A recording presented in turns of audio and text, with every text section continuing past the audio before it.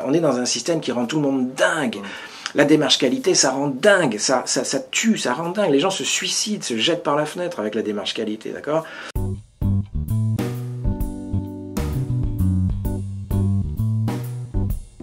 Si tu veux, quand tu passes 30 mois au chômage, essayer de faire pousser des oignons, tu te remets à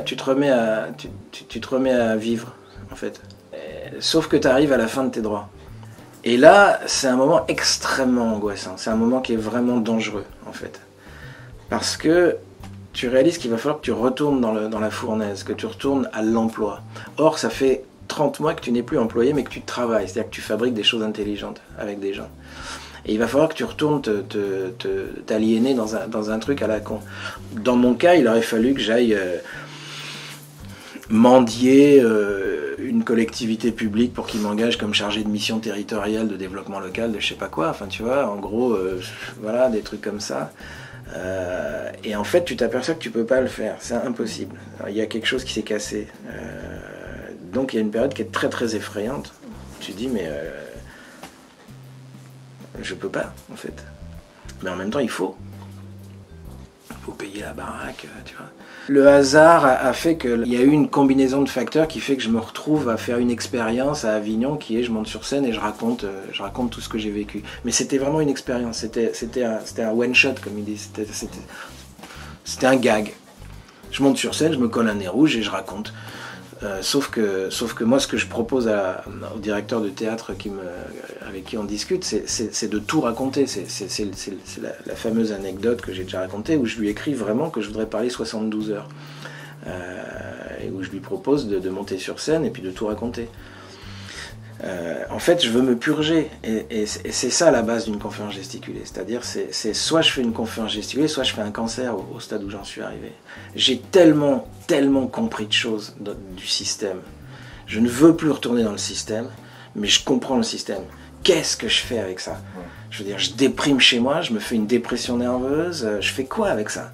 Je veux dire, j'ai bouffé des projets bidons dans des participations des habitants bidons, je veux dire, pendant des journées, pendant des heures, je veux dire, j'ai négocié des budgets de 14 millions de francs pour faire des...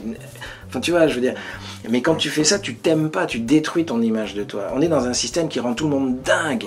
La démarche qualité, ça rend dingue, ça tue, ça rend dingue. Les gens se suicident, se jettent par la fenêtre avec la démarche qualité, d'accord ? Cette horrible chose qui s'appelle France Compétences, qui est en train de tuer tous les métiers et de les remplacer par un truc bidon qui sont les compétences, ils en ont rien à foutre du contenu. Ce qu'ils veulent, c'est que tu dises les mots. C'est-à-dire qu'en fait, on est dans un système où on est en train de nous soumettre avec une idéologie totalitaire qui passe par du langage. Ils s'en tapent de ce que tu fais, ils s'en foutent complètement. Par contre, il faut que tu respectes le protocole et qu'ils vérifient que tu le respectes. Autrement dit, on te demande de te soumettre à un truc. Bon. Il faut que tu arrives à un degré de saturation de ça pour dire je vais en faire enfin, je vais le dénoncer si tu veux, mais il n'y avait pas de forme. Je veux dire, l'infirmière qui travaille dans un EHPAD et qui voit son équipe réduite à un tiers des effectifs et qui a plus de couches pour les vieux et qui les laisse toute la journée dans leur merde alors qu'elle voudrait faire autrement, etc. Qu'est-ce qu'elle va faire avec ça ? Elle va pas écrire un livre. Elle va pas faire une vidéo, enfin tu vois, je veux dire, elle va même pas se syndiquer. D'un seul coup, il y a cette forme qui est la conférence gesticulée, qui est une espèce de façon insolente, mal foutue, brinque-ballante de monter sur scène et de raconter, si tu veux. Et en fait, c'est pour ça que ça s'est mis à marcher, notre truc. C'est-à-dire que on a rencontré une demande, enfin, on n'avait pas anticipé ça, si tu veux, mais on rencontre une attente qui est démentielle. Enfin, les gens, ils sont en train de devenir fous. Ce système est incroyablement dangereux. Donc j'ai proposé à ce directeur de dire, je veux tout raconter, mais pour me purger. Puis après, comme ça, je passe à autre chose. Et donc je lui ai écrit, ça va durer 72 heures, j'ai fait le calcul. Et donc il me répond, 72 heures, c'est culotté ton truc, tu veux pas essayer 1 heure pour voir ? Et donc je lui dis, mais non, 1 heure c'est un spectacle, t'as rien compris, enfin je te demande pas de faire un spectacle, j'en ai rien à foutre, je veux tout raconter. Je veux dire, j'ai travaillé avec le cabinet de Bernard Tapie à la mise en place de la politique de la ville, j'ai des trucs à expliquer sur cette horreur. Et il me dit, écoute, moi je te donne 1 heure, tu prends pas. J'avais fait du théâtre il y a longtemps à la fac de Vincennes, donc ça va, ça va. Je sais ce que c'est qu'une scène, je sais ce que c'est que des projos, ça va, ça fait peur, mais on n'en meurt pas. Et donc j'ai fait ce truc d'1 heure, mais ça devait avoir lieu une fois, c'était une expérience, vous comprenez, c'est vraiment, j'avais pas en tête de monter un dossier, de faire une compagnie, de faire un spectacle, de le vendre, jamais.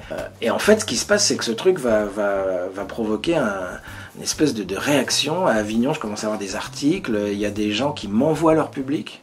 Là, j'avais des gens qui venaient, qui prenaient une enclume sur la gueule, c'est-à-dire ils prenaient 55 minutes de discours politique radical de gauche, ils se marraient comme des baleines et ils chialaient pendant les 5 dernières minutes. Si tu veux, je commençais à avoir des articles en disant il y a un ovni à Avignon, c'est une forme, etc. Enfin, tu vois, c'est un truc qui ressemble à rien, on sait pas ce que c'est pas du théâtre, c'est pas du conte, c'est pas du clown, c'est pas du one-man show, c'est pas du stand-up, c'est quoi? Enfin, tu vois, quand il m'avait demandé qu'est-ce qu'on met, il m'avait dit vous mettez théâtre, alors j'ai dit non.